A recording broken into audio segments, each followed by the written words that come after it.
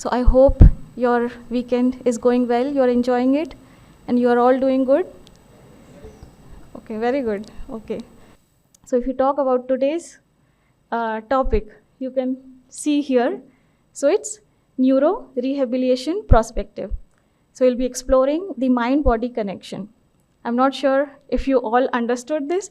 This is kind of some heavy words, but this is something related to if we go through some injury, right? Like some brain injury or stroke or accident. So we mainly focus on the physical treatment or how do we recover physically. But there is something which is connected to mind also. The patient, how the patient is feeling inside, correct? The emotions, thoughts, or inner strength. So today we will understand the connection between the body and the mind. So for this we have Professor Dr. Prem Ranjan Ojha. So I would like to welcome him onto the stage with a round of applause.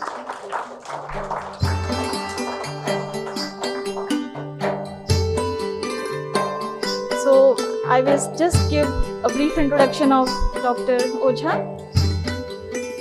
So he is PhD, MPT in neurology and psychosomatic disorders. He has more than 25 years of dedicated academic and clinical experience in various posts and organizations with major clinical expertise in treating the stroke, cerebral palsy, low back pain, neck pain, arthritis, and many other things. And he has been awarded with different awards like Best Physiotherapist in 2017, Best Practitioner Award 2017, Odisha Youth Icon 2018, and Best Nodal Officer COVID Operations 2020, and Physiotherapy Icon in 2022. So without delaying, I would hand over to brother Dr. Ojha. And if you have any questions in between, you can ask. Otherwise, we will have a Q&A session in the end also. So I hope you enjoy this session and take the full benefit of this program. Thank you. Good evening. So I'm actually very much blessed to be here to present a small topic which is very much importance for everyone, because someone in the family is having some kind of disturbance, some kind of neurological issues, because of which the entire family is suffering, yet they are not getting any clues like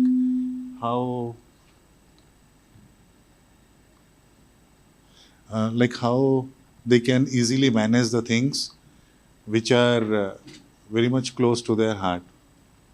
So in that particular scenario, what we are going to start is the neurorehabilitation perspective, exploring the mind-body connection. As every one of you has been attached with the Brahma Kumaris for this Raj Yoga meditation and all, so everybody knows how you are connected to the Supreme, what you call the Supreme Soul.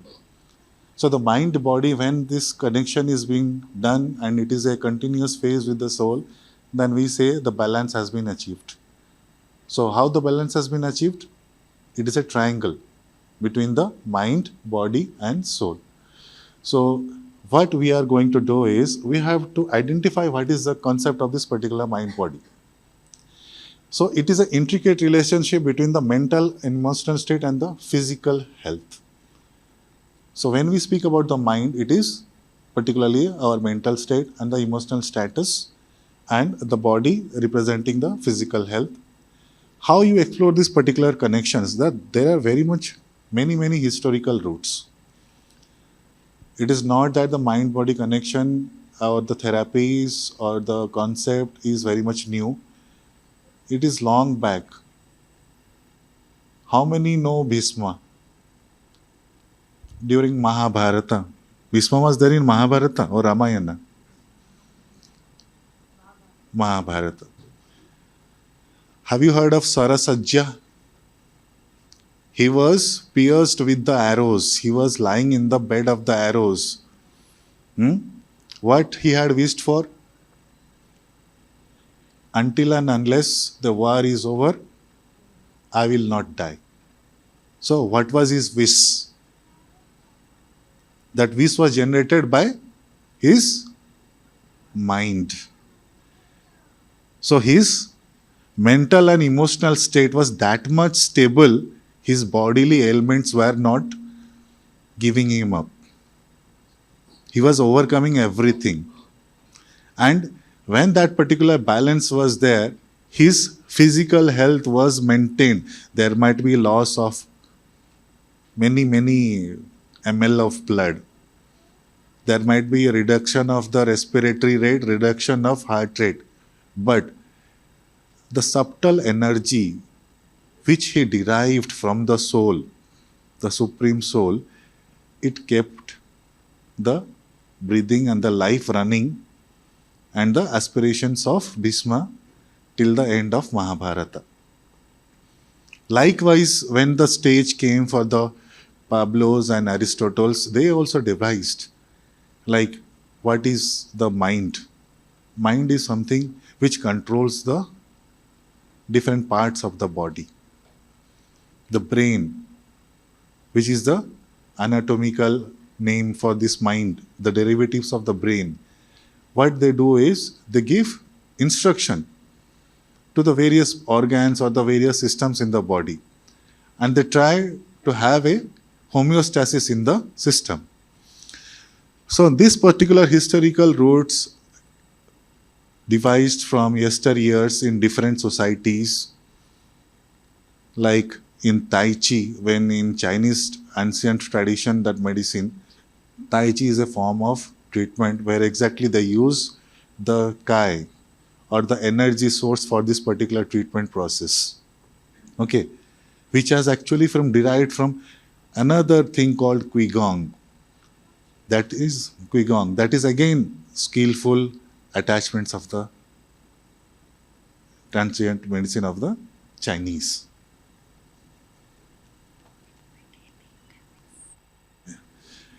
So in that particular scenario, what happened is Chinese developed the traditional medicine of Kai.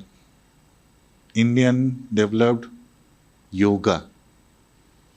Who developed yoga? Patanjali. Then yoga was transformed into various forms.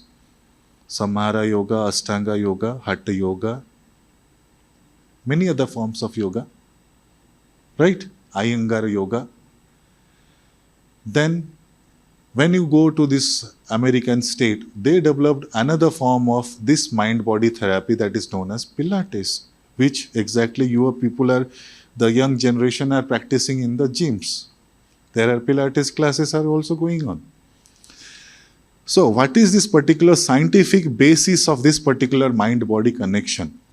So when you see this particular diagram which is being projected on your right side, so this is the brain. We have 4 different lobes. That is the frontal, parietal, occipital and the temporal lobe. So 4 lobes, 4 lobe हैं brain के, ठीक है.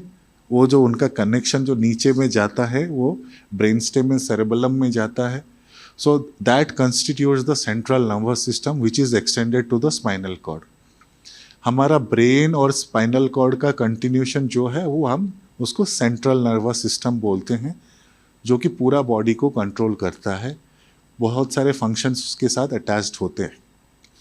तो इसमें frontal lobe जो है, when you see about this particular frontal lobe, so it is particularly for the problem solving, speaking, emotions and reasoning, the judgment part. तो most of the decisions, judgment, speaking, all these things depends upon the frontal lobe. Likewise, when you go to the parietal lobe, so there is the sensation, the body orientation, left from the right, differentiating between the left and the right. So likewise, so many important things are there. तो मुझे जितना बताया गया है, I will be speaking according to the level of the audience, the thought process. I will not be overshooting your brains. मैं बीच बीच में हिंदी में बोलूँगा, आपको जितना समझ में आएगा मैं उतना ही बोलूँगा, उससे ज़्यादा नहीं बोलूँगा. तो आपको मैं यहाँ पे क्लास लेने के लिए नहीं आया हूँ, यहाँ पे आपको समझाने आया हूँ what is the connection between the mind, body and how knowing intricate delicacies of the nervous system, छोटे मोटे पेन, उसका आप क्या खुद ट्रीटमेंट कर सकते हो, how you can alleviate your pain, how he can recover from these ailments. ठीक है. So the impact on the overall health and the well-being. So there were so many mind body therapies. मैंने जैसे आपको बताया कि tai chi है, Pilates है, योगा है, क्विगोंग है, बहुत सारे ऐसे तरह से हैं. So chronic stress and the negative emotions can weaken the immune system. सबसे बड़ी बात है. यहाँ पे जितने लोग हैं मेरे को बताओ, थ्रू आउट दिस टाइम किसको स्ट्रेस अभी तक नहीं हुआ? जिसको नहीं हुआ वो राइट हैंड उठाए, जिसको हुआ है तो वो बैठा रहेगा तो पता चल जाएगा. अभी तक किसको स्ट्रेस नहीं हुआ है? Everybody had stress in some part of their life. तुमको नहीं हुआ? एग्जाम में क्वेश्चन सब आंसर देते हो, 100 मार्क्स आ जाता है? नहीं आता है. सब सारे सब्जेक्ट्स में आ जाता. हाँ, तो आप बाकी 2 मार्क्स कहाँ गया? वो आना चाहिए ना. We know in this universe nothing is 100% efficient. We know in this universe nothing is 100% efficient. We try our best. हम अपना बेस्ट करते हैं, फिर भी कुछ ना कुछ बाकी रह जाता है. You did your best, but you could not get the 2 marks. तो उसमें क्या होता है? What she will be doing to get those 2 marks? क्या करेगी? She has to identify why she lost this 2 marks. वो अपने टीचर के पास जाएगी, पूछेगी, जो घर में पढ़ाते हैं उनसे पूछेगी, वो खुद कि मैंने भी लिखा भी नहीं है, कैसे क्या करना है. So if it is a exam, I have lost 2 particular marks, next time when I am going to appear the same examination or the same question paper comes, I should be in such state that my answer should be 100%. ठीक है. ऐसा भी हो सकता है. कभी कभी क्या होता है, बच्चे ने अच्छी तरह से लिख दिया. क्या किया बच्चे ने? लिख दिया. पेपर चला गया एक टीचर के पास, वो टीचर इवैल्यूएट कर रहा है, वो बच्चे ने अच्छा किया. वो टीचर को क्या पता बच्चे ने अच्छा किया? वो टीचर अपने बीवी के साथ उसने झगड़ा किया. खाना उसको बीवी ने खाना अच्छा बना के नहीं दिया, तो उसने गुस्से में क्या किया? बिना पढ़े मार्क्स दे दिया. बच्चे की गलती नहीं है. So various things are there. So what is this particular stress response system? So whenever there is any kind of stress in our body, the particular brain, the hypothalamus, it releases the adrenocorticotherapy hormones. And how they regulate, उनके वजह से क्या हो जाता है? Heart rate बढ़ जाता है, रेस्पिरेटरी रेट बढ़ जाता है, और आपका जो है कुछ खाने को मन नहीं करता है, तो decreased digestive system of activity, blood pressure बढ़ जाता है, हाइपरटेंशन बढ़ जाता है, liver converts the glycogen to the glucose. तो वहाँ पे भी क्या होता है? द ब्लड शुगर का लेवल भी उस टाइम पे बढ़ जाता है. तो ये सब चीज़ें जो होता है वो डेवलप होता है. Again this particular stress mostly कहाँ से? It is a psychosomatic factor. हम क्यों उसको साइकोसोमैटिक फैक्टर बोलते हैं? Psycho means it is related to mind, to the emotion, to the mental stage. Somatic मतलब body, resulting in bodily changes. Body में ये सारे चेंजेस होते हैं. तो ये जो आपने सर्कल देखा है, वहाँ पे body, mind and emotions and behaviour. हम जब स्ट्रेट करते हैं कि बॉडी, माइंड, स्ट्रेस, तो बॉडी का अपोजिट डायगोनल में कौन सा चीज है? क्या नाम लिखा है? बिहेवियर. ठीक है. सो बॉडीली चेंजेस इन बिहेवियर आप लोगों ने देखा है? देखा नहीं है? गब्बर सिंह को भी देखा नहीं है, शोले भी देखा नहीं है आप लोगों ने. गब्बर सिंह जो गुस्सा होता है, उसका बॉडीली बिहेवियर से आप उसका पता करते हो ना गुस्सा है कि नहीं, राइट? बुद्धा को देखा है, उनका काम बिहेवियर देखा है, उनका पोस्चर देखा है, तो वो पर्टिकुलर उनका बॉडीली स्टेट बताता है. लेकिन बुद्धा हो या फिर गब्बर सिंह हो, उनके माइंड में क्या चलता है? Anybody knows? One is thinking peacefully, doing meditation. The other one is thinking of evil, is thinking that he is the supreme power of the world. Okay, so in that particular scenario, so that particular mind is playing with various kind of emotions. ठीक है, क्यों बोला मैंने ये? एक बोलता है, जब गब्बर बोलता है 50-100 कोस तक उसका आवाज जाता है, लोग बोलते हैं, क्या बोलते हैं? सो जाओ बच्चे नहीं तो गब्बर आ जाएगा। तो गब्बर का आवाज उतना दूर जाता है, लेकिन बुद्धा तो मेडिटेशन में साइलेंट है, आवाज जाता ही नहीं। फिर भी बुद्धा का आवाज सब तक पहुंच गया कि नहीं? है कि नहीं? सो that is the power of mind. So how this particular meditation, this silence, the connection of the mind and body to the supreme soul, how this delicate balance can be done. Okay. So whenever there is a disbalance in ये चार system, कौन सा चार system? Behavior and हाँ, so there will be utmost ये stress आएगा ही आएगा, इसके वजह से stress आएगा ही आएगा. ठीक है. So when we go to the next one, हमने ये जो देखा था पीछे, क्या पढ़ा था? ये क्रॉनिक स्ट्रेस और negative emotions can weaken the immune system. अभी कोई किसी को पेन है,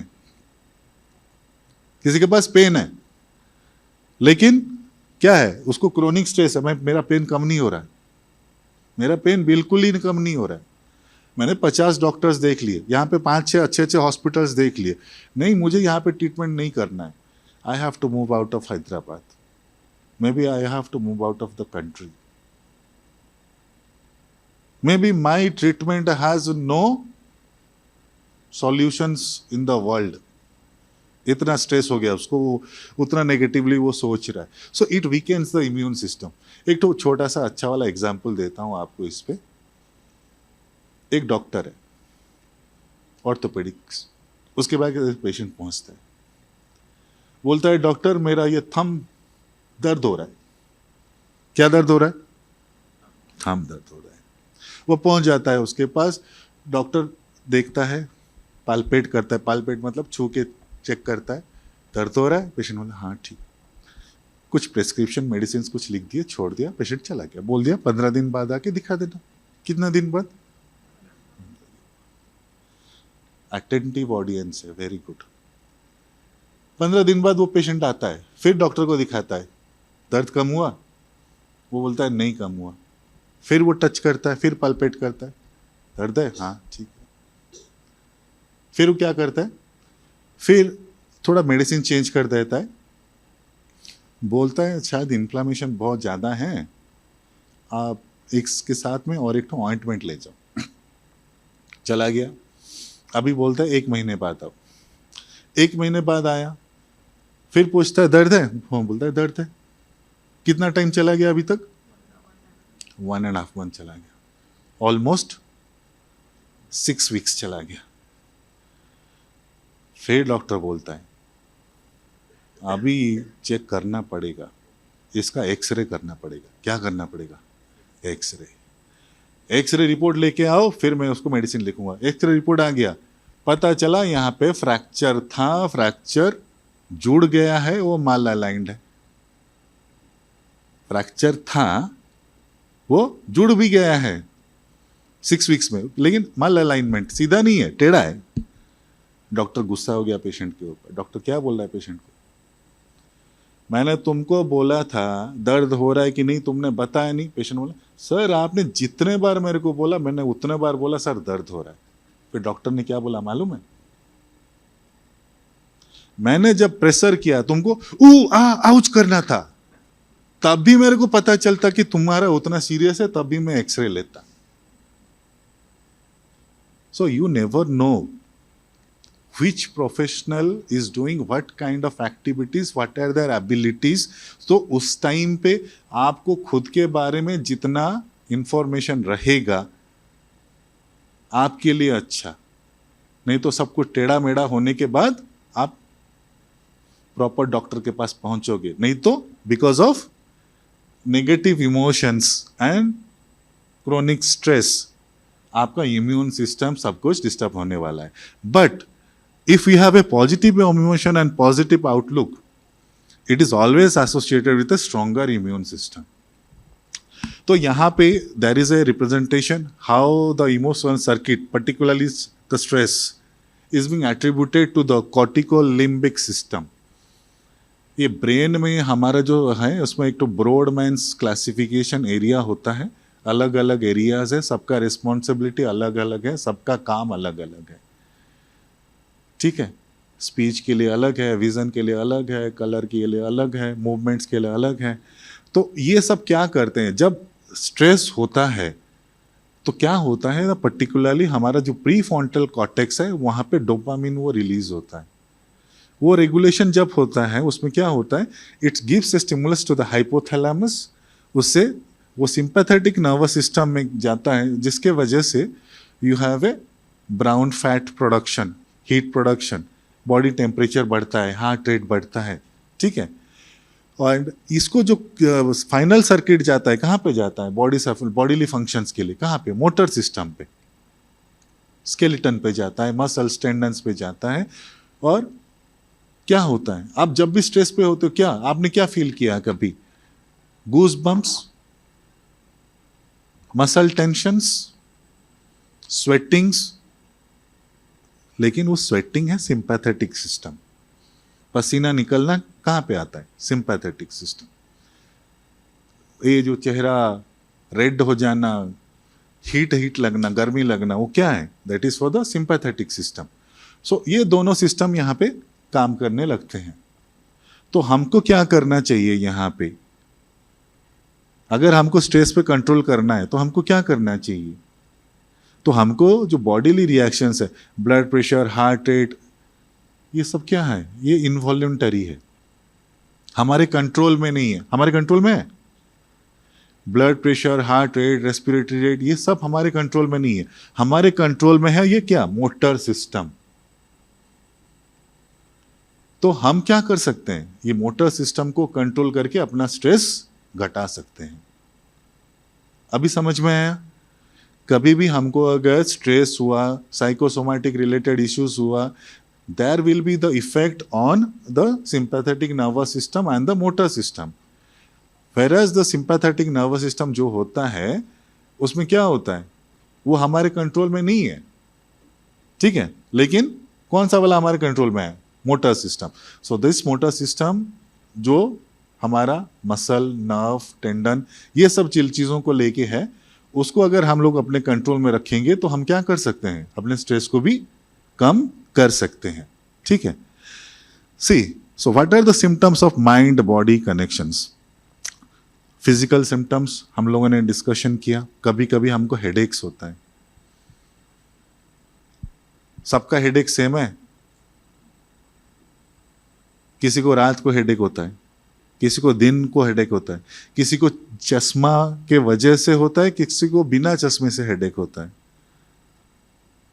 किसी को तकिया के वजह से हेडेक होता है, किसी को नेक पेन के वजह से हेडेक होता है, ठीक है। लेकिन यहां पे जो हेडेक यहां पे है, हम इसको बोलते हैं सर्विकोजेनिक हेडेक। लोगों को पता नहीं रहता है दर्द कहां पे होता है, सर्विकल स्पाइन, यहाँ पे पैरास्पाइनल मसल्स यहाँ पे टेंस्ड होते हैं। क्यों टेंस्ड होते हैं, बिकॉज ऑफ स्ट्रेस। नींद नहीं आ रहा है, ऑकवर्ड पोस्चर में बैठ गए हैं, एक चीज सोच रहे हैं, स्पाइन रिलैक्स्ड नहीं है, टेंस्ड है, उसके वजह से क्या होता है, you will be having occipitotemporal headache. यहाँ का हेडेक लगेगा, यहाँ पे कुछ गरम गरम लग रहा है, बीट हो रहा है, तभी मत सोचो कि नॉर्मल हेडेक है। It is because of the origin, कहाँ से हुआ, सर्विकल स्पाइन, नेक से हुआ ये वाला, ठीक है। नेक्स्ट, द स्लीप इश्यूज, नींद चला जाता है, नींद उड़ जाता है, so we will be having a sleep issues. Weight fluctuation, weight fluctuation क्यों, हम जब नेगेटिव स्टेट ऑफ माइंड में चले जाते हैं, हमारे इमोशंस, हम क्या करते हैं, हमारे एक्टिविटीज बंद हो जाते हैं, बाहर नहीं निकलते घर से, सीडेंटरी लाइफस्टाइल हो जाता है, बेड से भी नहीं निकलते, एक्सरसाइजेस भी नहीं करते हैं, तो ऑटोमेटिकली क्या होगा, वेट गेन होगा। या फिर इतना डिप्रेशन में चले जाते हैं, खाना पीना छोड़ देते हैं, राइट। तो जब खाना पीना छोड़ दिया, क्या हो गया, फिर से वेट का रिडक्शन हो गया, जितना नॉर्मल स्टेट रहना चाहिए, ठीक है। अगेन आता है हाइपरटेंशन। हाइपरटेंशन मतलब ब्लड प्रेशर, ये क्यों बढ़ता है? हम लोग ब्लड प्रेशर क्यों बढ़ता है? एक्चुअली हाइपरटेंशन किसको बोलते हैं? ये नॉर्मल चीज़ है। एक क्वेश्चन आप नॉर्मली जितने समझे हो बोलो, अब जो भी कोई भी बोल सकता है। हाइपरटेंशन या फिर ब्लड प्रेशर हम किसको बोलते हैं नॉर्मल वे में? कोई जानता है? कोई जानता है?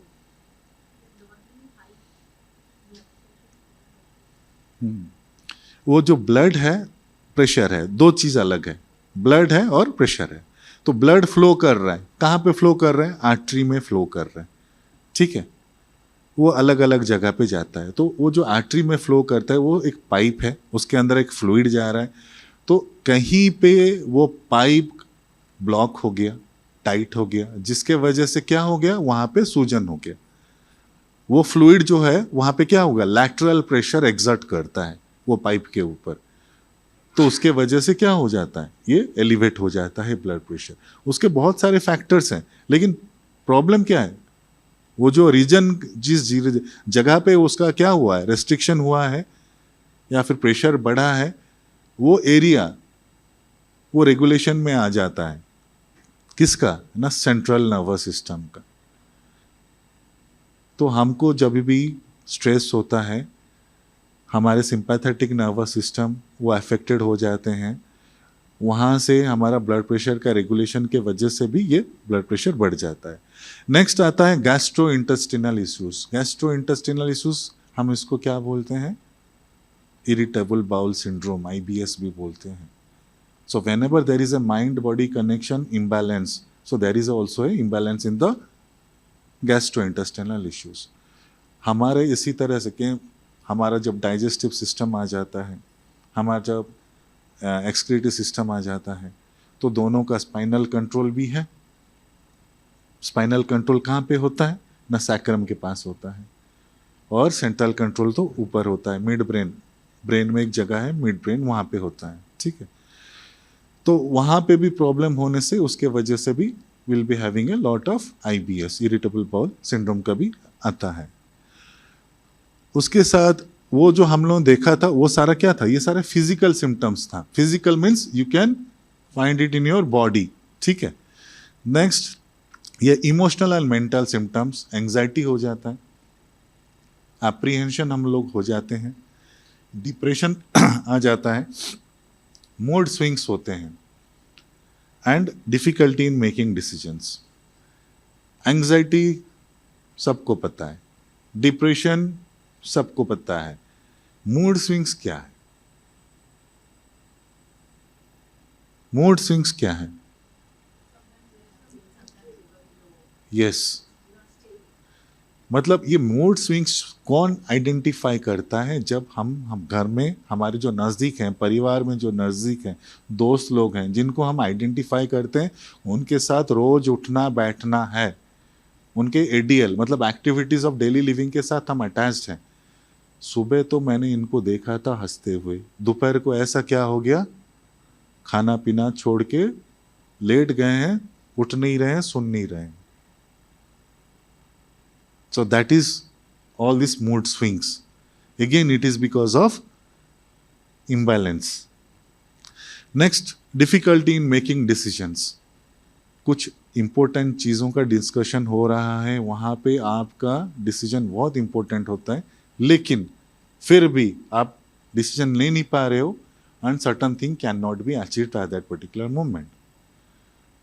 तो ये जो मेजर फैक्टर्स आ गया आपका, हम इसको क्या बोलते हैं? Anxiety, depression, mood swings and difficulty. एक ठो पुराना पेपर में, टाइम्स ऑफ इंडिया का बहुत पुराना पेपर में एक कॉलम आता था, एड मैड, वेयर जहाँ पे कि अलग अलग एडवर्टाइजमेंट्स दिया जाता था जो भी आउट ऑफ द कॉन्टेक्स्ट था, out of the normal thing था, ठीक है। So those advertisements were there to confuse the people, लोगों को एक जोक वाला सिचुएशन पे रखने के लिए वहाँ पे था, ठीक है, थोड़ा हिलेरियस था, थोड़ा फनी करने के लिए था। लेकिन यहाँ पे एड मैड क्या है? Anxiety, depression. Because of this ad, because of this anxiety, because of this depression, people can go mad. There can be sudden change of mood. There will be difficulty in making decisions. ठीक है? So what to do? क्या करना चाहिए यहाँ पे? तो पहला step है रिकॉग्नाइजिंग द साइंस. यहां से हम लोगों का मेन चीज चालू होता है. बाकी चीज छोड़ दो. हम जो आज जो सीखने आए हैं, यहां से हमारे लिए इंपॉर्टेंट चीज चाहता है. हमको 2 स्टेप करना है. पहला स्टेप क्या करना है? Recognising this science. कौन से साइंस? माइंड और बॉडी के साइंस. माइंड का कौन से साइंस? एड मैड वाला. Anxiety, depression, mood swings, difficulty in taking decision. ये सारा क्या हो गया? हमारा मेंटल स्टेट और इमोशन के बारे में बताया. नेक्स्ट वाला दूसरा है फिजिकल साइंस. वो हेडेक फेडेक जो भी है, वो साइंस. कौन सा साइन हमको डिस्टर्ब कर रहा है? Then step 2 is seeking support. Sometimes we are having that much of knowledge. हमारे पास नॉलेज है, हम कर सकते हैं. नहीं तो हमको एक्सटर्नल प्रोफेशनल्स सबका सपोर्ट चाहिए to get someone out of this particular system. उसको अच्छे से उसका mental wellbeing, physical wellbeing, emotional wellbeing सब कुछ सही करने के लिए क्या करना पड़ेगा? We need to support that individual as a person. ठीक है? तो factors demonstrating the mind body connection in the neuro rehabilitation. ये बहुत बड़ा चीज है. ये 4 चीज आप ये जानने के बाद मुझे लग रहा है आप अपने घर में जब जाओगे, हम कुछ चीजें करेंगे, आपके वजह से बहुत लोगों का उपकार होगा. सब आपको क्या बोलेंगे? आशीर्वाद देंगे. थैंक यू, धन्यवाद छोड़ दे, आशीर्वाद देंगे. They will be happy from there. नहीं, we are thinking of soul only. Right? हाँ. तो emotional stress. So whenever a person is having a emotional stress, you have to manifest. It will result in physical tension and pain in the body. It will reduce the physical tension and pain in the body. Manifestation आप करते हो. मैं भगवान से प्रार्थना करता हूं कि उसका दर्द चला जाए. दीदी लोग करते हैं, हम बाबा से बात करते हैं कि बाबा इनको अच्छा कर दो. So this emotional stress has to be manifested. पहला चीज क्या है? Manifestation.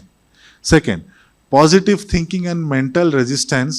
It will enhance the physical recovery. हमने देखा पॉजिटिव इमोशंस, नेगेटिव इमोशंस. तो positive thinking and mental resistance. 2 patient हैं, दोनों को ऑस्टियोआर्थराइटिस है, दोनों का नी पेन है, दोनों का सीवियरिटी स्टेटस सेम है. ठीक है? लेकिन एक इतना पॉजिटिव है, उनको जितना बताया गया वो अपने मेडिसिन लेते हैं टाइम से, अपने एक्सरसाइज करते हैं टाइम से. उनका ध्यान किस पे है? अपने मेडिसिन और अपने एक्सरसाइज पे है. तो दर्द के होते हुए उनको पता है कि मेरा लिमिटेशंस क्या है. उस लिमिटेशंस के उसके अंदर उन्होंने एक्सरसाइजेस किया और मेंटेन रखा अपना बॉडी को, जॉइंट को, रेंज ऑफ मोशन को, मसल प्रॉपर्टीज को. लेकिन दूसरे ने क्या किया? यहां पे नहीं, दर्द है, आज इतना, कल देखेंगे. राइट? तो उसका पर्टिकुलरली क्या हुआ ना, फिजिकल और जो प्राइमरी फिजिकल रिकवरी है वो थोड़ा डिलेड हो गया. रिकवरी सबका होगा, लेकिन आपके ऊपर डिपेंडेंट है कौन सा फास्ट होगा, कौन सा स्लो होगा. Next, fear and anxiety about the pain और injury hinder the treatment progress. कभी भी पेन होगा और इंजुरी होगा, उसके बारे में अगर हम डरेंगे, उसके बारे में सोचेंगे ऐसा हो जाएगा तो वैसा हो जाएगा, तो हमारा ट्रीटमेंट प्रोसेस नहीं हो पाएगा. क्या हुआ था वो पेशेंट का? क्या हुआ था? उसको डर था. मैं जब डॉक्टर के पास गया, उसको अंगूठा दिखाया, शायद वो अंगूठा में मेरे को पट्टी लगा देता, इंजेक्शन लगा देता, इसलिए मैंने नहीं बताया. क्या हुआ, उसका ट्रीटमेंट प्रोग्रेस हुआ, नहीं हो पाया, ठीक है। Then mindfulness and relaxation techniques complement the outcome and the recovery. Mindfulness and relaxation. Mindfulness is nothing but meditation.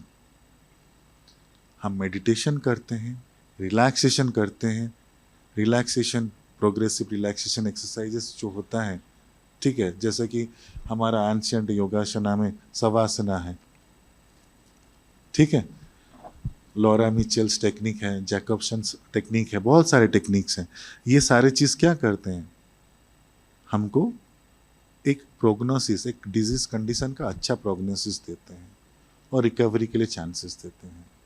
कोई भी कंडीशन हो पेशेंट का, उसका कोई भी ट्रीटमेंट चले, बीच में थोड़ा रेस्ट पीरियड चाहिए।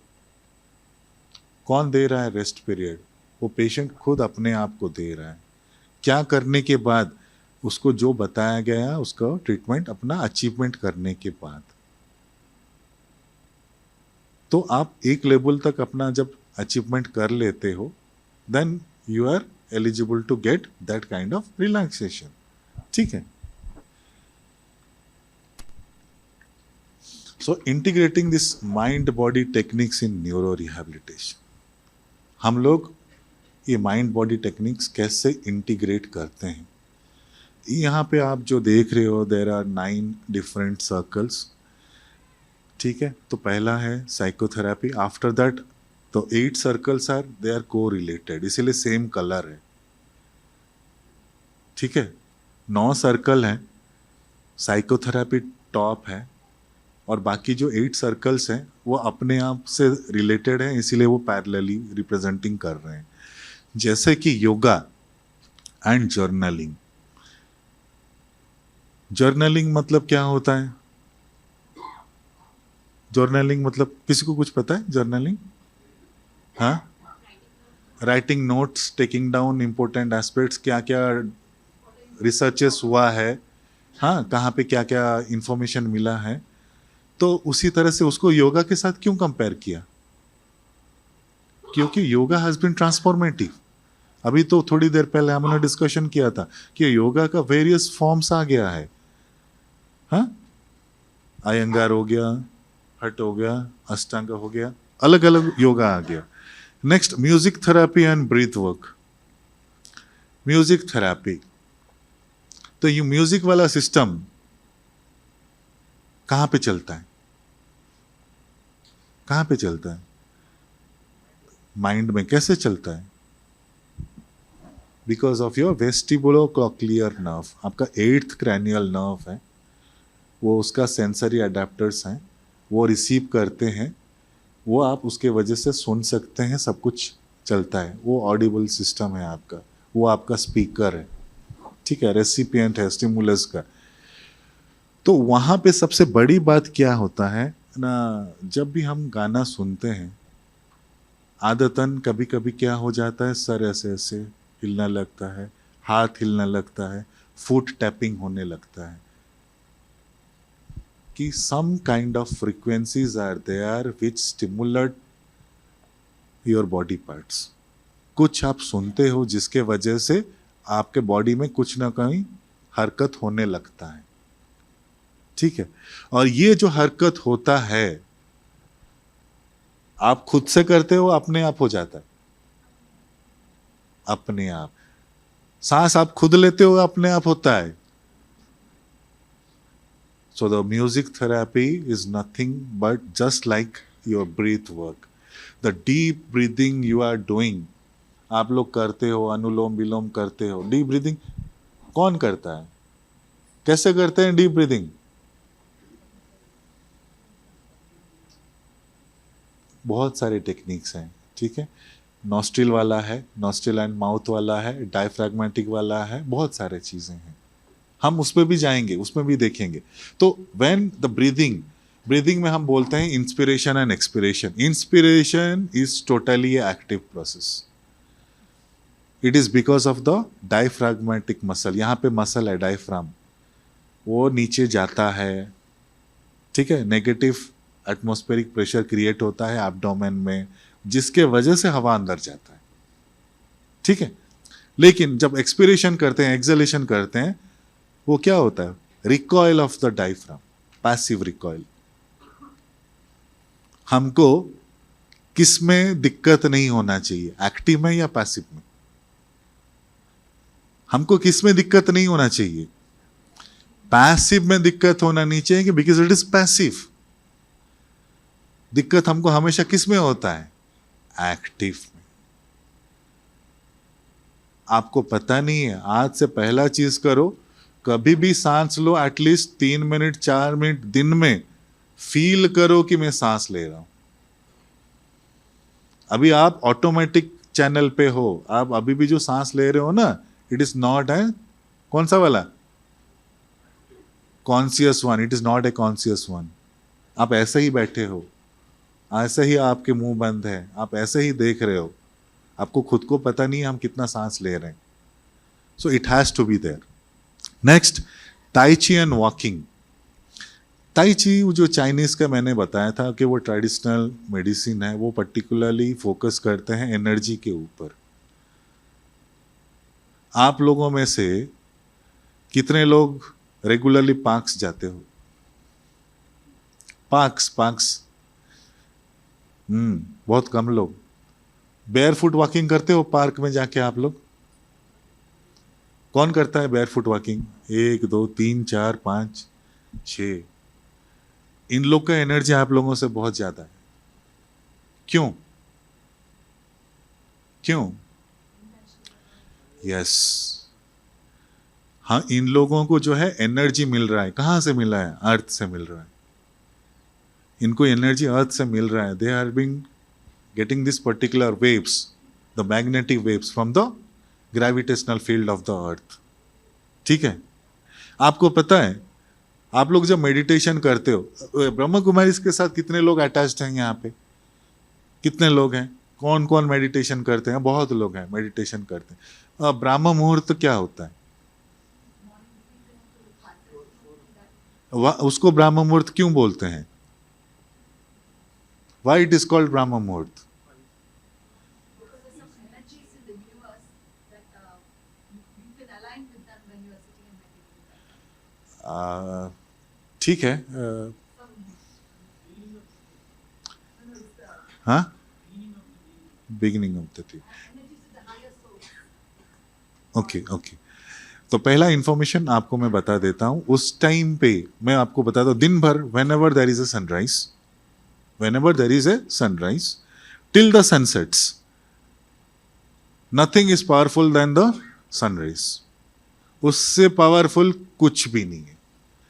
जब सूरज उग गया, जब तक वो डूबता नहीं है, उससे पावरफुल कुछ भी नहीं है। लेकिन जब सूरज डूब जाता है, उसके रेज ठंडे पड़ गए हैं, मतलब उसका इफेक्ट नहीं है, उस टाइम पे आप लोग जब मेडिटेशन करते हो, आप लोग जब मैनिफेस्टेशन करते हो, आप लोगों का जो सोल का जो क्या स्टिमुलस, वो जाता है कहां? ऊपर। It travels, it receives, it is being connected to the supreme soul. यहां से इंडिविजुअल सोल से सुप्रीम सोल तक का कनेक्शन वो क्रिएट हो जाता है। ठीक है? तो ये जब हम बात करते हैं ताई ची एंड वॉकिंग का, तो वो एनर्जी हमको चाहिए। We have to get this particular energy. Walking represents activity. एक एक्टिविटी जो है ताई ची में, उसी तरह से हमारा एक तो एक्टिविटी होता है, डिफरेंट पोस्चर। वो क्या होता है? जैसे कि हम बिगिनिंग करते हैं ताई ची में, कोई भी एक्टिविटी स्टार्ट करते हैं, वो हमेशा क्या होता है? Whenever you go away from the body, it is called open activity और positive activity. When you move away from the body, it is called open activity और पॉजिटिव। आप अपना हाथ अगर बॉडी से दूर लेके जाते हो, पैर बॉडी से दूर लेके जाते हो, उसको ओपन एक्टिविटी और पॉजिटिव एक्टिविटी बोलते हैं ताई ची में। उसी तरह से हाथ और पैर को बॉडी के पास लेके आओ, क्लोज एक्टिविटी और नेगेटिव एक्टिविटी बोलते हैं। ठीक है? तो यहाँ पे हम लोग जब बात कर रहे थे एनर्जी के बारे में, तो ये जो एनर्जी है ताई ची का, जैसे हम लोग बोलते हैं हम लोग का कुंडलिनी है, एक योगा भी होता है कुंडलिनी योगा, सुना है ना? कुंडलिनी चक्रस है, सुना है? शिवरात्रि आप लोग सेलिब्रेट करते हो? कितना शिवरात्रि है ईयर में? अरे वेरी गुड। कितने लोगों को पता था 12 है कि नहीं है? बहुत कम लोगों को पता होता है। 12 होता है और एक महाशिवरात्रि होता है, राइट? तो वो पर्टिकुलरली उस टाइम पे क्या होता है? अमावस्या होता है, पूर्णिमा होता है? ओके, वहां पे जो कनेक्शन होता है, अगेन वो मिडनाइट का कनेक्शन। आप लोग क्या करते हो? उपवास करते हो। आप लोग क्या करते हो? अपराइट रहते हो। अपराइट मतलब खड़े होके पूजा करते हो, नहीं तो बैठ के पूजा करते हो। बॉडी अपराइट है, तो बॉडी अपराइट है मतलब आपका brain, spinal cord, nervous system क्या है? स्ट्रेट है। तो कनेक्शन जाएगा कि नहीं? जब आप बच्चे थे, पापा मम्मी बुजुर्ग लोग बोले होंगे शिवरात्रि के दिन सोना नहीं है, बैठो, बोले होंगे। तुमको बोला? नहीं बोला? ठीक है। सो इन दैट सिनेरियो हम लोग को डायरेक्ट फ्लो ऑफ एनर्जी आता है, ठीक है। तो next is the dance movement and physical exercises. वो भी है, जब भी हम फिजिकल एक्सरसाइजेस और डांस मूवमेंट होता है, एनर्जी हमारा ये माइंड बॉडी कोऑर्डिनेशन को मेंटेन करके रखता है। तो हम लोग क्या करते हैं, इसको डिफरेंट फॉर्म ऑफ टेक्निक्स में रखे हैं, deep breathing, visualisation, cognitive behavioural therapy, yoga and meditation. तो एक तो है डीप ब्रीदिंग, आप जानते हो, आप करते हो। विजुअलाइजेशन टेक्निक्स, विजुअलाइजेशन टेक्निक्स मतलब आप इधर हो, लेकिन आपको बताया जाएगा आप आंख बंद करो, फील करो कि आप माउंट एवरेस्ट के ऊपर बैठे हो। वो the sense of feeling the time, place and the person. जब बताया जाएगा कि आप मेडिटेशन पे आप माउंट एवरेस्ट के ऊपर बैठे हो, शिव बाबा आएंगे, शिव जी आएंगे, वहां पे आपको दर्शन होंगे, आपको उतना क्या भाग्य मिला है, सुबह के 4 बजे दर्शन देंगे। So that is the visualisation which is being put into your brain. आपके दिमाग में वो डाला जाता है। थोड़ा सा हेलुसिनेशन होता है, थोड़ा सा इल्यूशन होता है, लेकिन क्या होता है? पॉजिटिव इमोशंस है, ठीक है। नेक्स्ट आता है कॉग्निटिव बिहेवियरल थेरेपी। मतलब क्या? थोड़ा सा बिहेवियर चेंजेस, कहीं पे किसी का डिस्टर्ब हो जाता है, हम यहाँ पे डिस्कशन करेंगे कैसे चेंज होता है। We will discuss about the right brain and the left brain.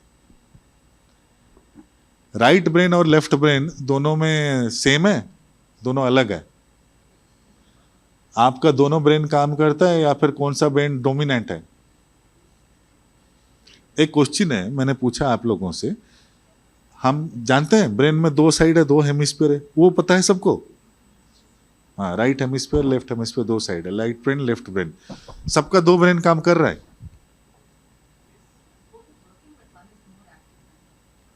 हाँ, इन्होंने सही बोला, बोथ आर वर्किंग, दोनों काम करते हैं, लेकिन एक ज्यादा काम करता है, दूसरा कम करता है, ठीक है। तो दूसरा कम क्यों करता है? हाँ, स्टैंड बाई में। एक्चुअली ब्रेन जो है, राइट और लेफ्ट ब्रेन जो है, एक आपका जो क्या करता है, वो क्रिटिकल थिंकिंग करता है। क्या करता है? Critical thinking. दूसरा करता है आपका एडाप्टिव थिंकिंग और artistic thinking. Critical thinking, judgmental, ये लॉजिकल, ये सारा चीज जो है कहाँ पे होता है? ये सारा का सारा आपका लेफ्ट ब्रेन में है। राइट ब्रेन क्या करता है? वो अडेप्टिव आर्टिस्टिक माइंड है, क्रिएटिव है वो पूरा, ठीक है। तो जो पर्टिकुलर जिसका वो क्रिएटिव पार्ट ज्यादा डेवलप हो गया, उसका कौन सा ब्रेन डेवलप होगा? राइट साइड का। जो जिसको ज़्यादा सॉल्यूशन चाहिए, जिसको ज़्यादा हेडेक चाहिए, जिसको लीडरशिप लेना है, प्रॉब्लम सॉल्व करना है, उसका कौन सा ब्रेन है? लेफ्ट। तो हम लोग को खुशी होना चाहिए, हमारा सबका लेफ्ट ब्रेन एक्टिव है, हम सब लीडर बनेंगे, है कि नहीं? आर्टिस्टिक हम लोगों में बहुत कम है। बट सबसे इंपॉर्टेंट वाली बात है, whenever we have a stroke, जब भी हमको पैरालिसिस होता है, कैसे होता है? हमारा एक्चुअली कनेक्शन क्या है कि यहाँ पे सेरेब्रल आर्टरीज जाते हैं, राइट में जो मिडिल सेरेब्रल आर्टरीज हैं, अगर इस साइड पे आपका ब्लॉकेज हुआ या फिर ये फट गया तो लेफ्ट साइडेड हेमीप्लेजिया, हेमी मतलब हाफ, प्लेजिया मतलब बॉडी का, हाफ बॉडी का पार्ट काम नहीं करेगा। तो राइट साइडेड अफेक्टेड हो गया, ये साइड का नहीं करेगा। तो राइट साइड में हमारा क्या इशू हो गया था? वो जो क्रिएटिव थिंकिंग, वो हमारा लॉस हो गया। लेकिन ये वाला चल रहा है, कौन सा वाला? लेफ्ट साइड चल रहा है। उसी तरह से अगर लेफ्ट साइडेड हुआ है तो हमारा राइट हेमीप्लेजिया डेवलप हुआ, तो लेफ्ट का हमारा जो है वो लॉजिकल थिंकिंग वगैरह चला गया, लेकिन क्रिएटिव थिंकिंग वाला पार्ट बचा है। यहाँ पे क्या होता है हमारे ये न्यूरो रिहैबिलिटेशन में, जैसे आपने देखा होगा एक फुटबॉल का फील्ड हो या फिर आपके घर के सामने जो पार्क हो, मैदान हो, if you are being asked to walk across the park, अगर आपको बोला जाएगा कि पार्क के ऊपर चल के जाओ, कंटिन्यूसली चलोगे तो वहां पे क्या हो जाएगा? फुटमार्क के वजह से वहां पे वो ग्रास क्या हो जाएंगे? ग्रो नहीं करेंगे, रिमूव हो जाएंगे।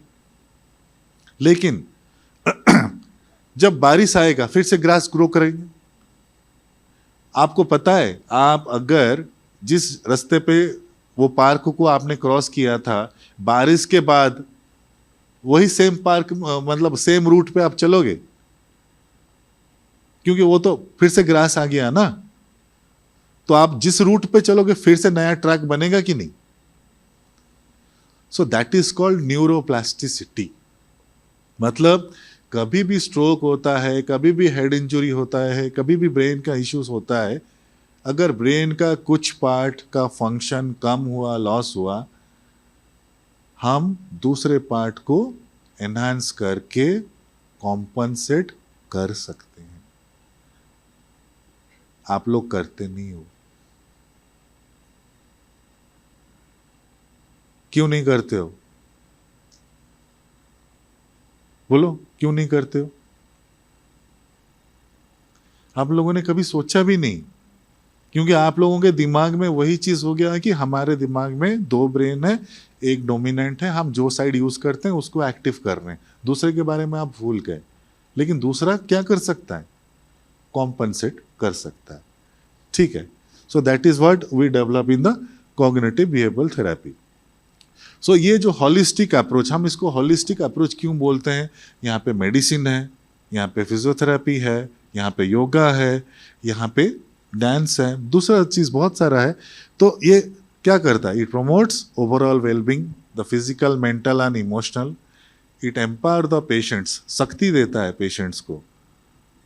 किसी को मतलब क्या, जो बोलते हैं ना एक कोने पे पेशेंट बैठ गया, नहीं मेरा ट्रीटमेंट नहीं हो पा रहा है, मैं हैदराबाद से निकल के इंडिया के बाहर चला जाऊं, या फिर इंडिया के बाहर जाके नहीं मिला तो पेशेंट मेरा ट्रीटमेंट होने वाला नहीं है, मैं ऐसा ही घर पे एक कोने पे बैठ जाऊं। सो पेशेंट एक्टिवली पार्टिसिपेट करता है, खुद का जो हेल्थ इश्यूज को सेल्फ कंट्रोल कर लेता है, उसके जो इंजुरीज है, क्रोनिक कंडीशंस है, उसका रिस्क क्या हो जाता है? कम हो जाता है। उसका खुद का सेटिस्फेक्शन, उसका ट्रीटमेंट और एलिमेंट का सही हो जाता है। तो इसके वजह से हमारा क्या होता है, हमारा डेली लाइफ में हमको पता चल जाता है हम पेन होगा तो कैसे मैनेज करेंगे, हमारा क्वालिटी ऑफ लाइफ बढ़ जाता है, हमारा फिजिकल एक्टिविटी बढ़ जाता है, हमारा स्लीप का क्वालिटी बढ़ जाता है, नींद टूटता नहीं है, डिस्टर्बेंस नहीं होता है। हम बाहर जाके लोगों से घुलते मिलते हैं तो हमारा सोशल कनेक्शन बढ़ जाता है, हमको लोग सपोर्ट करते हैं कि हाँ, और मोटिवेट करते हैं आओ ये सब चीज़ें करो, तो ऑटोमेटिकली हमारा स्ट्रेस का भी रिडक्शन होता रहता है। हर चीज़ में ध्यान आता है, फोकस बढ़ जाता है, इमोशनल बैलेंस पॉजिटिव हो जाता है, और जो मसल हमेशा टेंस्ड रहते थे वो रिलैक्स स्टेट पे आ जाते हैं। एक बंदे को पूछा गया, one person was asked when one rose was given to the other person. एक बंदे को पूछा गया तो दूसरे बंदे ने जब उसको एक गुलाब पकड़ाया, तूने ये क्या पकड़ा है, what you have hold? वो बंदे ने आंसर दिया, ऊपर कुछ लाल है, नीचे कुछ ग्रीन और कांटा है, लेकिन सुगंध अच्छा आ रहा है, क्या ये कोई फूल है? उसका जवाब सुनिए, उसने क्या बोला, ऊपर का कुछ लाल दिख रहा है, नीचे में ग्रीन है, हरा है, कांटा है, कुछ सुगंध आ रहा है, क्या ये फूल है, ये कुछ फ्लावर है क्या? इसका कौन सा साइड का ब्रेन अफेक्टेड है? वेरी गुड सर, सर के लिए क्लैप कर सकते हैं।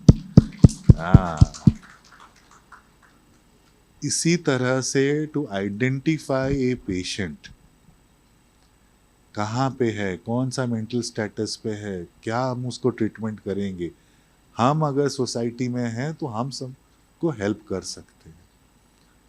ठीक है, तो मैं आप लोगों को कुछ सिखाऊंगा थोड़ी देर के बाद। फिलहाल के लिए मुझे लग रहा है ये तो खत्म, ये लास्ट वाला ही था। हाँ, आप लोगों का कुछ क्वेश्चन है तो पूछ सकते हैं। You say that you walk barefoot on the ground with a partner. Is it okay to walk on pavement, or you have to walk on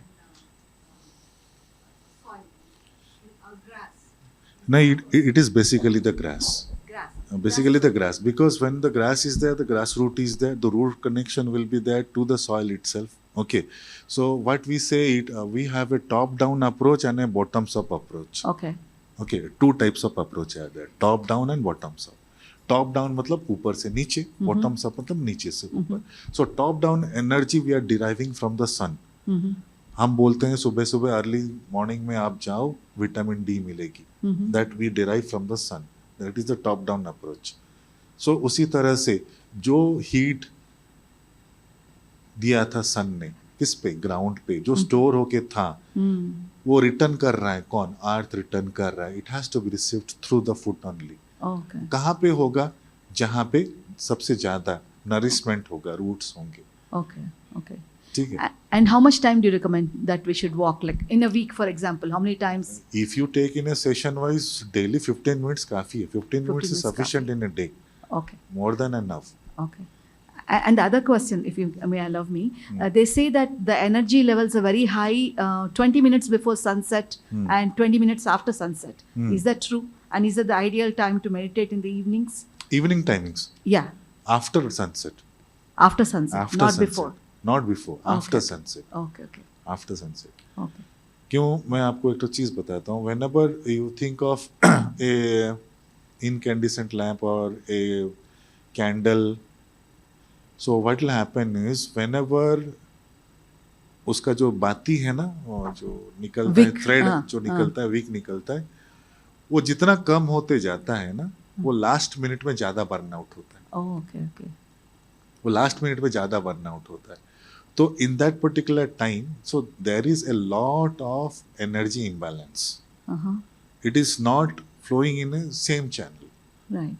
ठीक है, तो उस टाइम पे वो डिस्टर्बेंसेस हो जाता है। Okay. हाँ, So after sunset is the better. After sunset. मुझे लग रहा है, मुझे तो जितना पता है, ब्रह्मा कुमारी इसका भी वो अर्ली मॉर्निंग का वो 3 से 4 का मेडिटेशन हो रहा है, मुरली क्लास सुबह के 6:30 बजे हो रहा है, वो सब हो रहा है। इवनिंग में मैं भी लग रहा है वही 6:30-7 बजे का ही भी वही क्लासेस होता है। Okay. हाँ, उस टाइम पे ही होता है। Thank you. हाँ, और यस, वो ये दे दीजिए थोड़ा वो mic.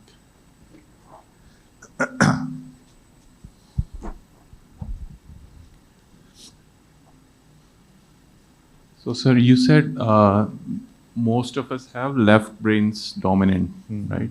And is that the reason? And you also explained the connection between left brain and the right part of the body, and vice versa.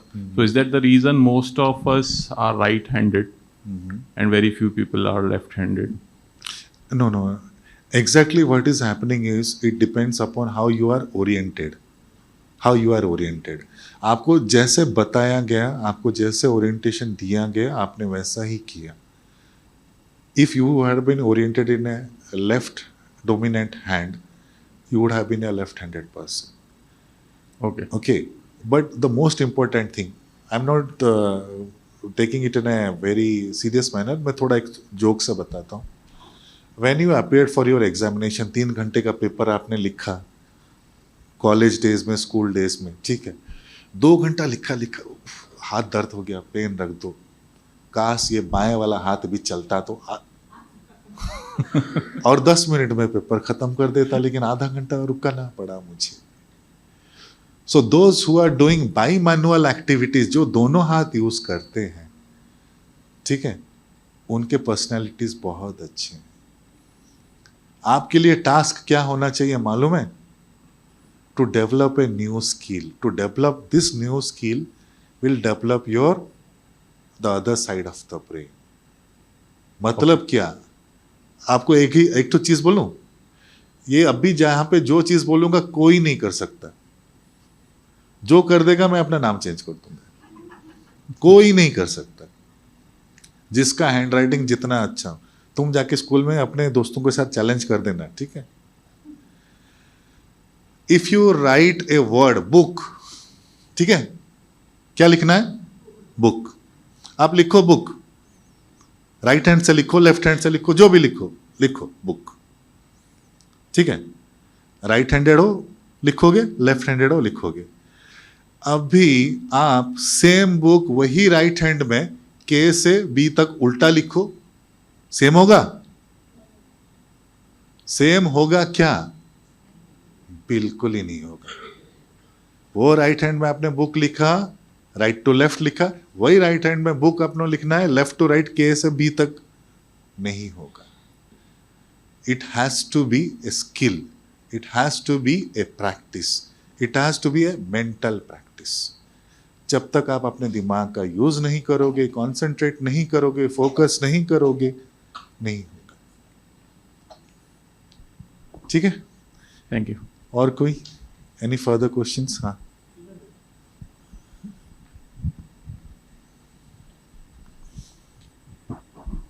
Hello sir.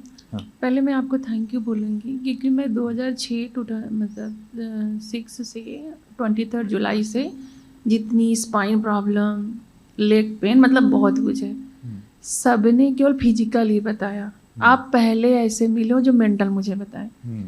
Bangalore से लेके इंडिया का कोई स्टेट बचा नहीं जहाँ मैंने ट्रीटमेंट नहीं कराया. मुझे पेन अभी भी हर जगह है, पेन बढ़ता जा रहा है हर जगह जी.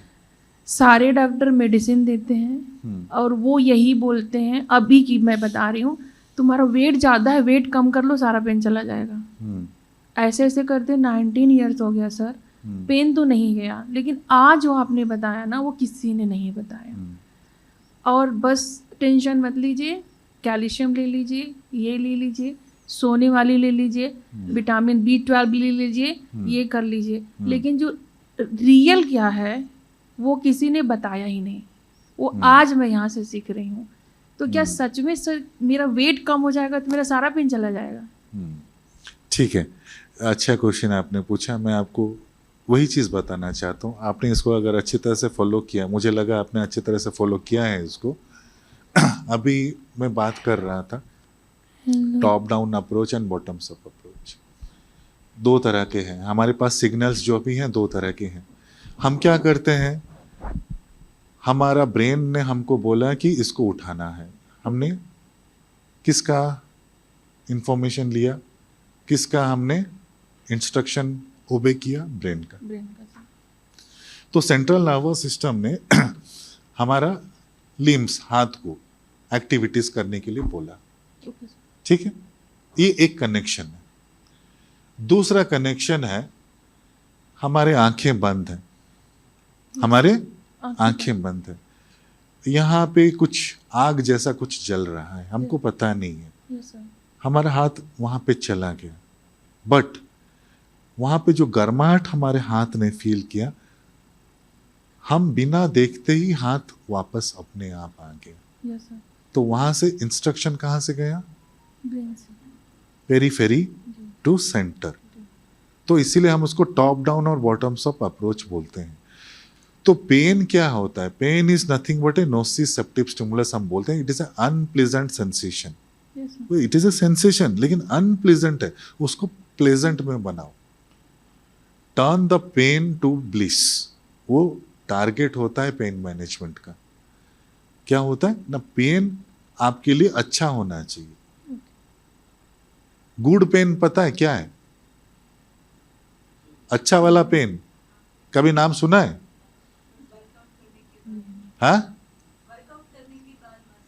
हाँ, एक्सरसाइजेस किया, पसीना निकल गया, हल्का लग रहा है, यस सर, तो एक्सरसाइज करने का वक्त जो पेन था, that is not a good pain. So pain क्या है? पेन कुछ नहीं है, वो एक स्टिमुलस है।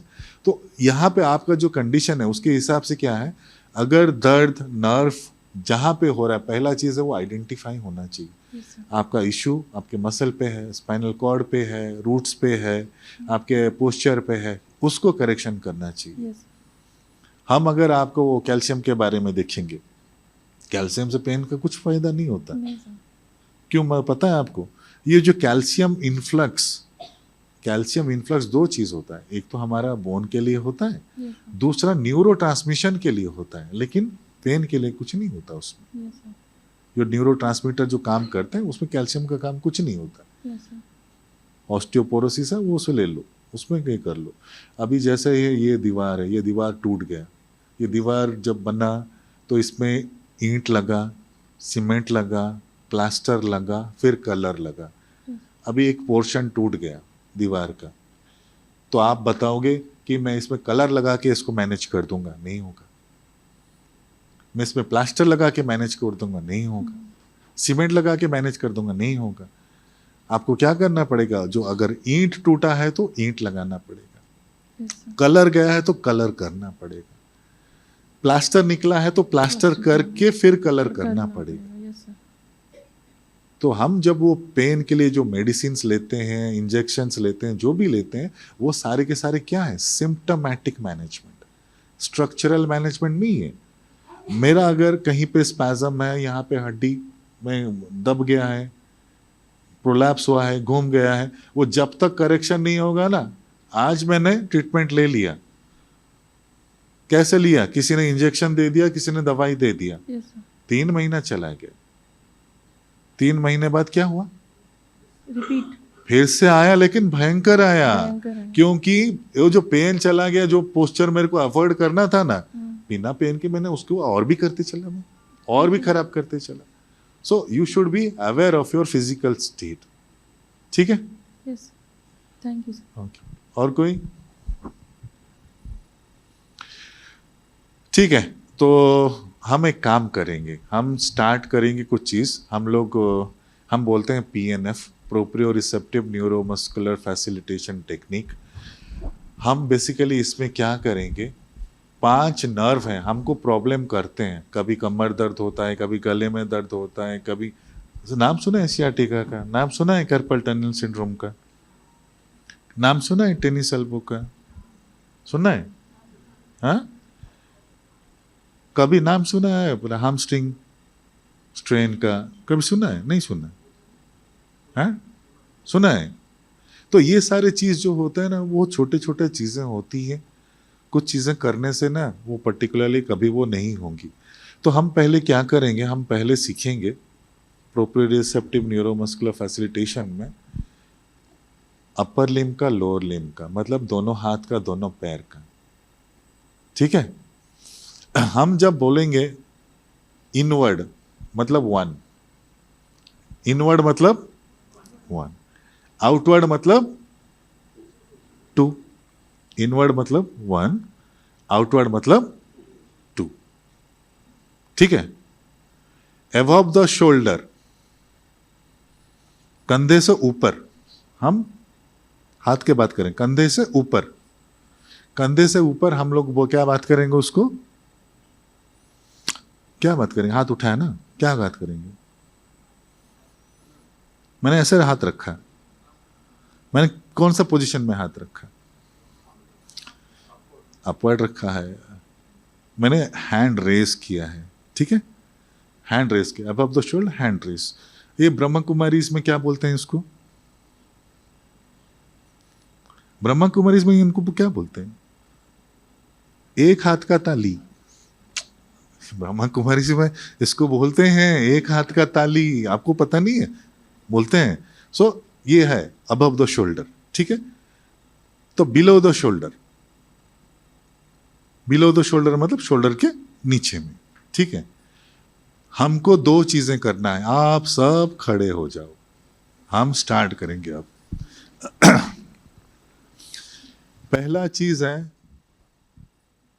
हैदराबाद किस चीज के लिए फेमस है, और उससे पहले कौन राजा कौन था, हाँ, उससे पहले कौन था,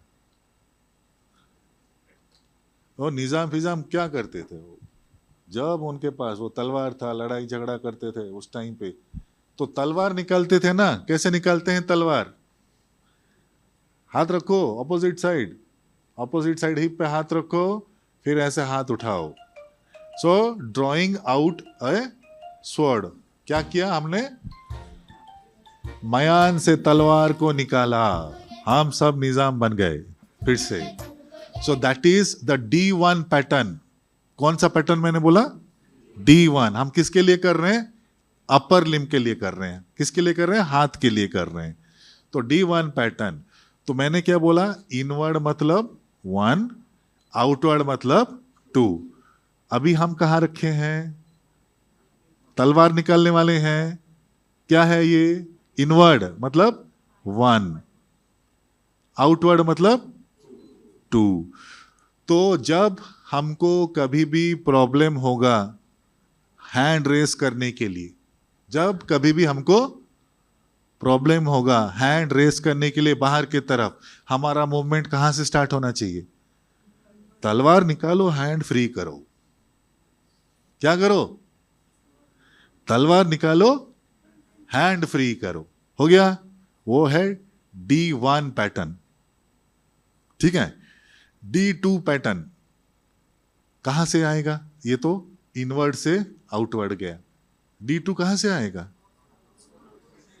आउटवर्ड से इनवर्ड आएगा। तो ये ऊपर चला गया था हाथ, तो हाथ नीचे रहना चाहिए, दूसरा वाला कहां रहना चाहिए, नीचे। तो यहां से आएगा, कहां से, पीछे से आएगा, नीचे से आएगा, आउटवर्ड आएगा, आउटवर्ड मतलब 2 या 1, कहां तक आएगा, इनवर्ड। तो ये ऐसा आएगा, कहां पे आएगा, निजाम क्या कर रहा है, क्या कर रहा है निजाम, सलाम कर रहा है निजाम, ठीक है। तो क्या ये पर्टिकुलरली हेमीप्लेजिक पर्सन्स होते हैं, स्ट्रोक पैरालिसिस वाले पर्सन्स होते हैं, उन लोगों का हाथ यहाँ पे फिक्स्ड हो जाता है, ऐसा रुक जाता है, ऐसे रुक जाता है, टेनिस एल्बो में भी रुक जाता है हाथ। तो उसमें क्या करना चाहिए आपको, क्या करना चाहिए, सलाम करो, सलाम सलाम, सीधा सीधा सलाम नहीं, बाहर से टेढ़ा से लेके, हो गया, ठीक है। अब हम बोलेंगे दो चीज, एक बोलेंगे रेसिप्रोकल, एक बोलेंगे इप्सिलेटरल। इप्सिलेटरल मतलब सेम साइड, रेसिप्रोकल मतलब ऑपोजिट साइड, ठीक है। इप्सिलेटरल मतलब सेम साइड, हम सेम साइड का करेंगे या फिर ऑपोजिट साइड का करेंगे। पहले स्टार्ट करते हैं, हम बोलेंगे D1 इप्सिलेटरल, दोनों साइड का D1 करेंगे, कैसा होगा, दोनों साइड का D1, हाँ, दो तलवार निकालेंगे, कौन, दो तलवार कौन निकाला था, बाहुबली में भूल गया, कटप्पा ने निकाला था, हाँ भूल गए आप लोग, दो तलवार किसने निकाला था, Kattappa. D1 symmetrical, D1 reciprocal, एक हाँ, D1 रेसिप्रोकल, एक नीचे, एक ऊपर। कौन है ये कौन सा पोस्चर है? हाँ हाँ, घोड़ा घोड़ा घोड़ा चलाना, ठीक, घोड़ा चलाना वाला है। देखो आपने डांस सीखा ना, डांस फॉर्म में एक्सरसाइजेस हम देख रहे थे। हाँ, तो अपर लिम्ब का हुआ, हमने क्या सीखा? D1 का सीखा, D2 का सीखा, इनवर्ड सीखा, आउटवर्ड सीखा। हाथ हमेशा कहाँ पे प्रॉब्लम करता है उसके हिसाब से हमको करना चाहिए, ठीक है। अभी हम D2 सीखेंगे, क्या करेंगे? D1 D2 किसका? पैर का। थोड़ा आपको क्या करना पड़ेगा, तो चेयर को थोड़ा हटाना पड़ेगा, क्योंकि पैर को थोड़ा मूवमेंट चाहिए ना। आप लोग के लिए सही हो जाएगा, चेयर के सामने थोड़ा आपको स्पेस लेना पड़ेगा, तो आपको फ्री हो जाएगा थोड़ा।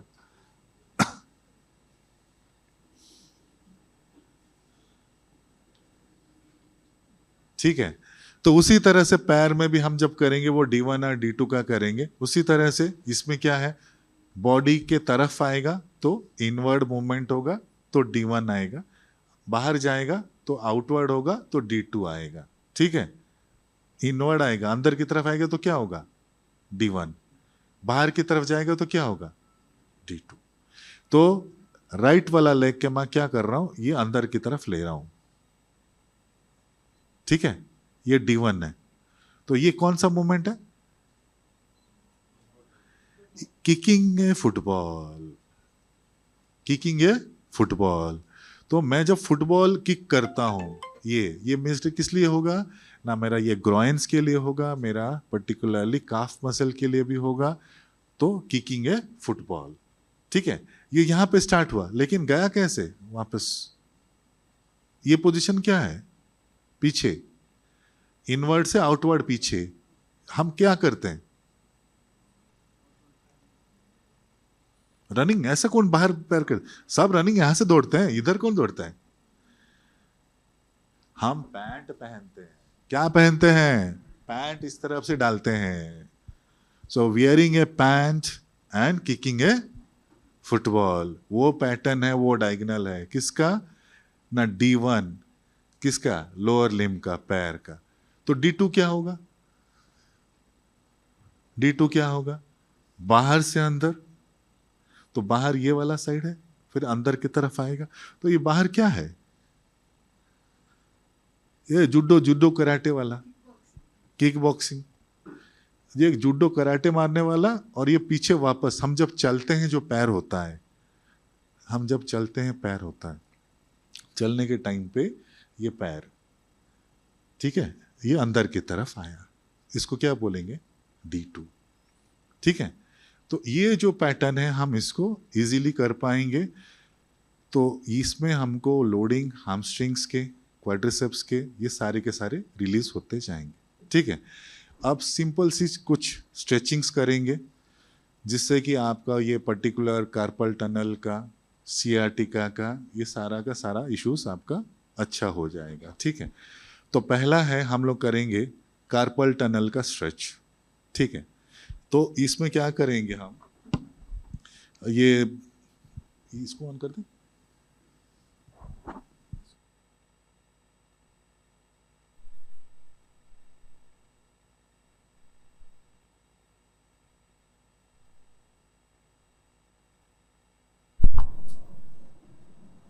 हेलो, हाँ। तो कार्पल टनल का स्ट्रेच करेंगे। उसमें कार्पल टनल यहाँ पे है, ठीक है। मीडियन नर्व यहाँ पे प्रेशर होता है, यहाँ पे फ्लेक्सर रेटिनाकुलम है, ये टाइट हो जाता है। तो कभी भी यहाँ पे पेन होगा आप लोगों को, ज़्यादा लिखने के टाइम पे ज़्यादा प्रेशर हो जाता है, तो यहाँ पे क्या करना, आपको कोई भी बोल देगा सर्जन कि हम इसको कार्पल टनल रिलीज करेंगे, छोटा सा कट करेंगे, माइनर ऑपरेशन है, 40-50 हज़ार रुपये का खर्चा आएगा, कर लो। एक हड्डी क्या हटा? 40,000 पॉकेट से गया। एक हड्डी क्या हटा? 40,000 पॉकेट से गया। उसको सही करने का क्या करेंगे? ज़्यादा कुछ नहीं करेंगे, हम उसको स्ट्रेच करेंगे, ये मीडियन नर्व का स्ट्रेच करेंगे, ठीक है। ये 3 उंगली, कौन से वाले? ये 3 उंगली को ऐसे खींचेंगे, एल्बो को स्ट्रेट रखें, यहाँ पे स्ट्रेच फील होना चाहिए, हो रहा है, ठीक है। वो आपका कार्पल टनल का, ठीक है। अभी क्या हो गया, मेरे को थोड़ा अल्नर नर्व का प्रॉब्लम है, मतलब मेरे को गर्दन में प्रॉब्लम है, लेकिन क्या हो रहा है, वो गर्दन का प्रॉब्लम कभी कभी यहाँ पे खींच रहा है। कहाँ पे हो रहा है, वो अल्नर नर्व खींच रहा है। तो अल्नर नर्व खींच रहा है मतलब सर्विकल 8 और T1 का खींच रहा है। तो हम क्या करेंगे ना, हैंड टू ईयर पोजीशन ले जाएंगे। क्या करेंगे, हैंड टू ईयर, ये हाथ है, इसको अपने कान तक लेके जाएंगे। कहाँ तक, हाँ ये कान तक, इसको बाहर की तरफ घुमाएंगे, घुमाइए, हाँ ठीक है। ये ऐसे ऐसे ऐसे रखेंगे, ऐसे वाला, हाँ ठीक है। सो वो क्या है, अल्नर नर्व का, उसको स्ट्रेच करेंगे। मतलब जैसे कि वो पुराने जमाने में कौन था, मधुबाला, मदर इंडिया मूवी में ऐसा करके गाना सुनती थी ना, वो है, कौन सा है, हैंड टू ईयर पोजीशन। क्या ठीक हो जाएगा उसमें, अल्नर नर्व कंप्रेशन होगा। जब भी आपको डॉक्टर रिपोर्ट देगा कि सर्विकल 8 और थोरेसिक 1 में आपका इन्वॉल्वमेंट है। जब रेडियल नर्व का पेन होगा, मतलब गर्दन में दर्द है और वो पेन यहाँ पे आ रहा है, यहाँ पे बहुत ज़्यादा है, यहाँ पे आ रहा है, यहाँ पे ज़्यादा है, कहाँ पे, ये जगह पे, ये जगह मतलब आर्म के ये जो जगह है, यहाँ पे हड्डी के बीच में, मतलब ये जो हड्डी है ना आर्म का ह्यूमरस, यहाँ बीच में एक तो गड्ढा है, छोटा सा गड्ढा, वहाँ पे रेडियल नर्व कंप्रेशन होता है, ठीक है। तो उसके लिए क्या करना चाहिए, बीच में प्रेशर दे के उसको रिलीज करो। कहाँ पे, यहाँ पे बीच में प्रेशर दे के रिलीज करो, वो आपका रेडियल नर्व का चला जाएगा। नहीं तो अगर यहाँ पे वोसी का प्रेशर है, आप अपने हाथ को 110 डिग्री ले जाओ। कितना ले जाओ, ये 90 डिग्री है, 110 डिग्री ले जाओ, ठीक है। ऐसे थंब को अंदर डाल दो, मुट्ठी बना लो और ऐसे घुमा लो और गर्दन दूसरे साइड कर लो। तो ये आपका रेडियल नर्व ठीक हो जाएगा और ये गर्दन का दर्द भी चला जाएगा, ठीक है। उसी तरह से जिन लोगों को बैक पेन है, पर्टिकुलरली वहाँ पे हैमस्ट्रिंग का पुल हो रहा है, ठीक है, जिसका भी हैमस्ट्रिंग का पुल हो रहा है, उनको क्या करना चाहिए, ज़्यादा कुछ नहीं करना चाहिए। सीधी सी बात है, एक पैर को दूसरे पैर के ऑपोजिट में क्रॉस कर लो, ऐसे खड़े हो, ठीक है, उसको ऑपोजिट में क्रॉस कर लो, कर लिया। अभी सामने झुक जाओ, टच कर, चलो, फील हो रहा है, स्ट्रेच, वो हैमस्ट्रिंग को रिलीज करो। एक साइड में कर दिया, आपका एक पैर है, दो है ना, दो साइड करो, मसल लेंथ इम्बैलेंस चेंज हो जाएगा फिर ना।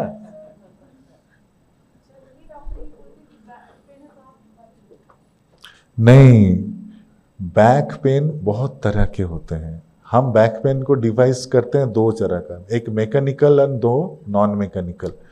जैसे कि आपका उम्र, आपको देख के मुझे नहीं लगता कि आप 65 क्रॉस किए। हम जब बोलते हैं 65 क्रॉस किए, मतलब old age related back pain, उसमें जहाँ पे एज रिलेटेड चेंजेस स्पाइन में होता है, उसको हम लोग बोलते हैं नॉन मैकेनिकल। आपका जो पेन है वो है मैकेनिकल। जब भी मैकेनिकल बैक पेन है, it can be corrected always, बहुत ईजी है। और पेन जो होता है बैक पेन का, हाँ नहीं नहीं नहीं, मैं आपको बताता हूँ, वो करेक्टेड मतलब सर्जरी नहीं। सबसे बड़ी बात है, उन्होंने पूछा कि सामने झुकना नहीं चाहिए, वो वैसी बात नहीं है। एक है स्पाइन का, हम जब कहते हैं नॉर्मल कर्वेचर होता है हमारा जो कमर का, लॉर्डोसिस हम बोलते हैं, वो ऐसा सी शेप्ड रहता है, ठीक है। आइदर हम लोग का ब्लैक फ्लैट हो जाता है या फिर ये कर्वेचर और भी गढ़ा हो जाता है और भी बढ़ जाता है, ठीक है।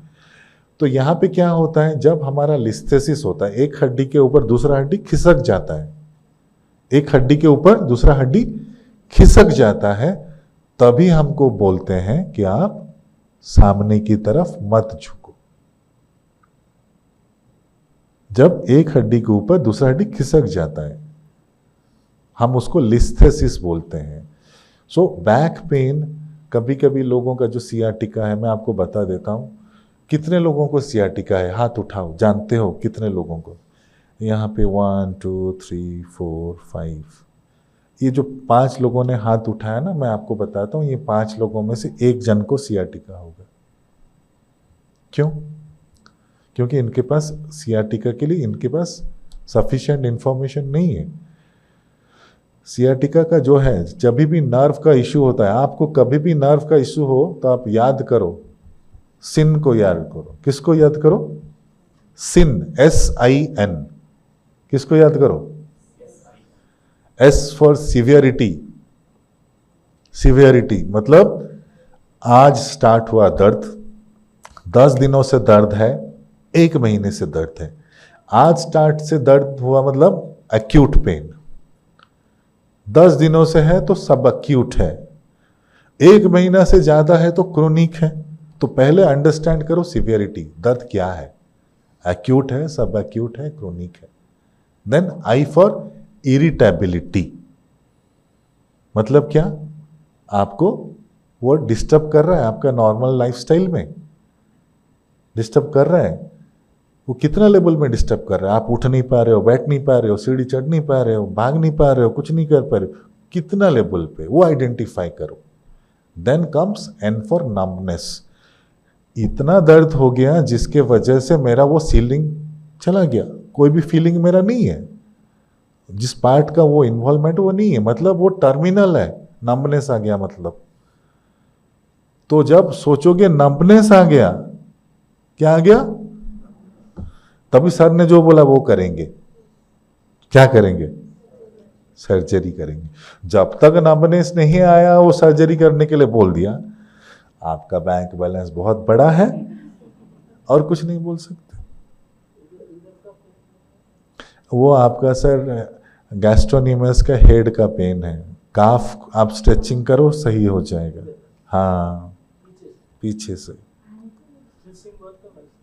वो मैं बता दूंगा आपको, सिखा दूंगा। है numbness, numbness means paresthesia means no sensation at all, sin। हाँ ठीक है, बैठ जाइए।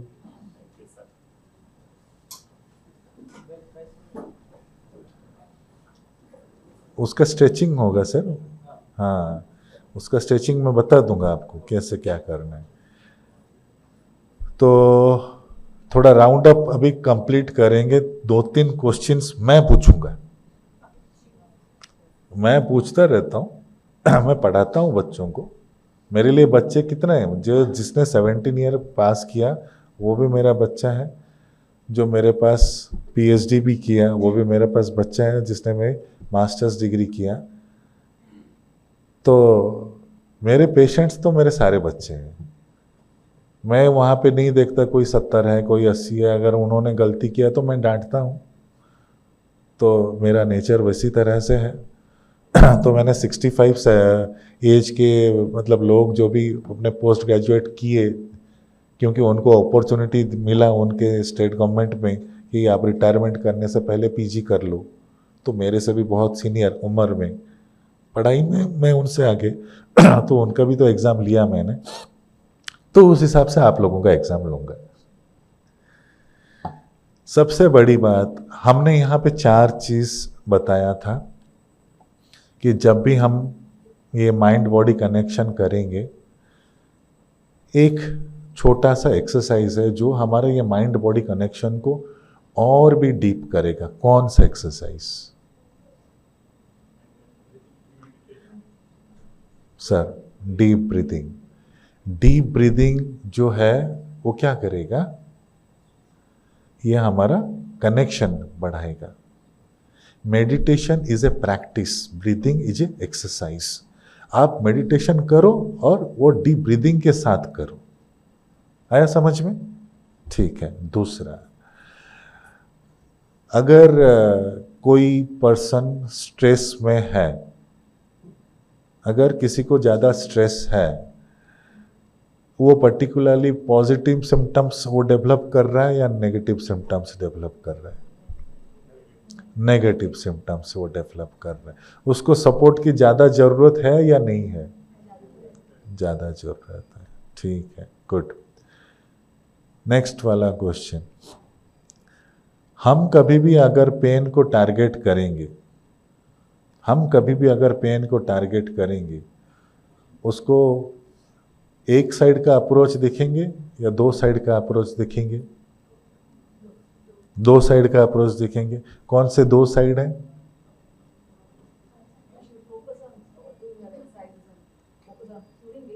हाँ,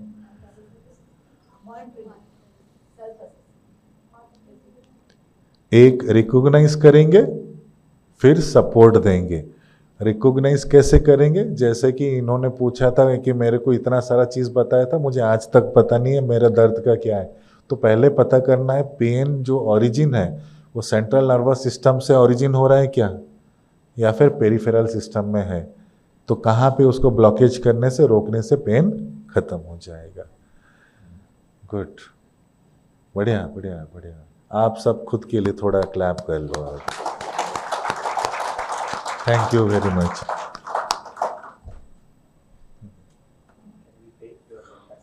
वो दीदी है, दीदी सुप्रीम है।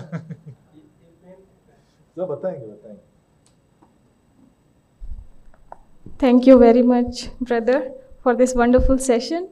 I mean, we got so many important tips and techniques, right? So I'm sure many of us might be doing few of them, but now if we make some habit that if we can do all these techniques, that will be beneficial for us, right? So again, a round of applause and thank you very much, brother. So in just one word, if you want to just say, how was the session? In one word? Excellent? Nice? Sorry? Amazing. Okay, very good. So thank you. Beginning? Okay, nice. New beginning, correct.